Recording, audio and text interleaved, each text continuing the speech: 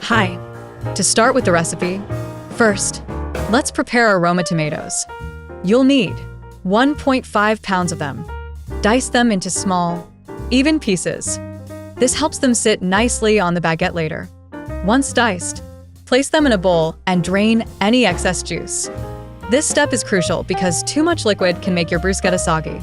You'll know you've drained enough when the tomatoes look vibrant and not swimming in juice. By the way, since many of you ask about this kitchen knife set that I use, after trying several, I found one that really makes a difference. I'll leave a link in the video description in case you're interested. Next, let's add some freshness with 1/3 cup of chopped fresh basil. Chop it finely and add it to the bowl with the tomatoes. The basil will infuse the tomatoes with a wonderful aroma and flavor. Make sure the basil is evenly distributed throughout the mixture for a consistent taste in every bite. Now grab 5 garlic cloves. Mince them finely. Here's a trick I've learned over the years. Mix a portion of the minced garlic with 4 tablespoons of olive oil.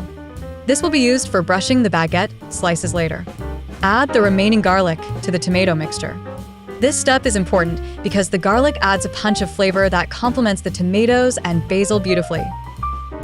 Let's season our tomato mixture.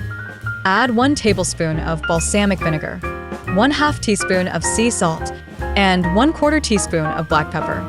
Drizzle in 2 tablespoons of olive oil. Mix everything well and let it marinate.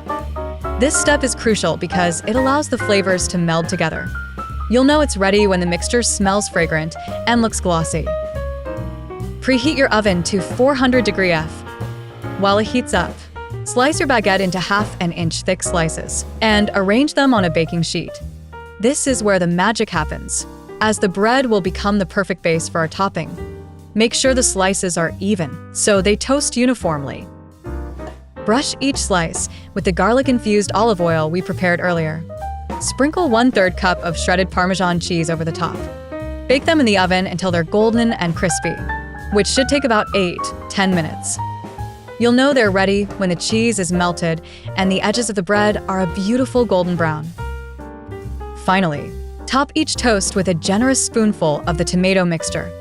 For an extra touch, drizzle a bit more olive oil and, if you like, some balsamic glaze over the top. This small detail makes the difference, adding a sweet tang that elevates the dish. Serve immediately and enjoy the delightful crunch and burst of flavors in every bite. And that's how you make this delicious recipe. If you enjoyed it, don't forget to subscribe to the channel for more recipes like this one. Bye.